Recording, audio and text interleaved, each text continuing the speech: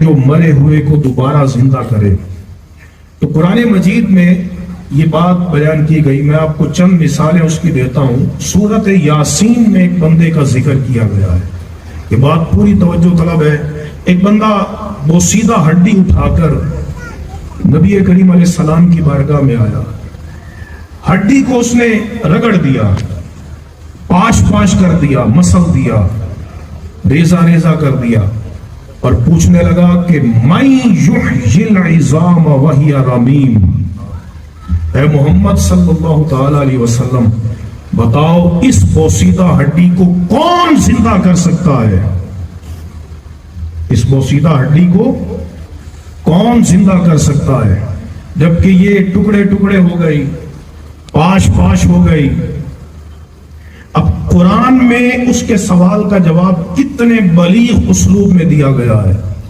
اللہ نے فرمایا میرے محبوب آپ فرما دیجئے یہ جو بوسیدہ ہڈی ہے نا اس کو کون زندہ کرے گا؟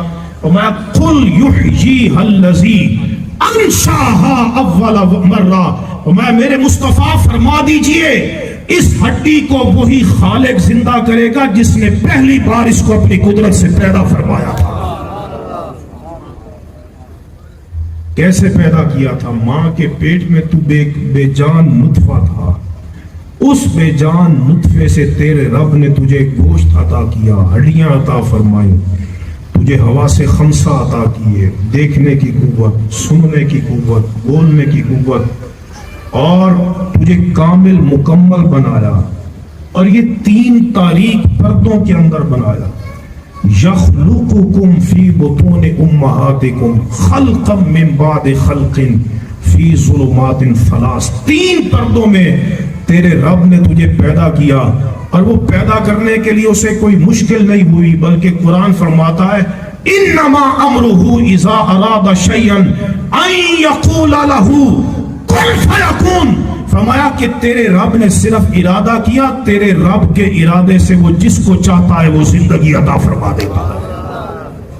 نعرہ تکبیر، نعرہ رسالت، نعرہ تحقیق، نعرہ حیدری، جو اتنی عظمت والا ہے کہ جو پوری کائنات کا نظام سنبھالے ہوئے ہے، ہر ایک کو جانتا ہے، معیشت دیتا ہے، جس نے بغیر ستونوں کے آسمانوں کو پیدا کیا، تو اس ذات کے لیے کیا مشکل ہے کہ وہ مرے ہوئے انسان کو دوبارہ زندہ کرے؟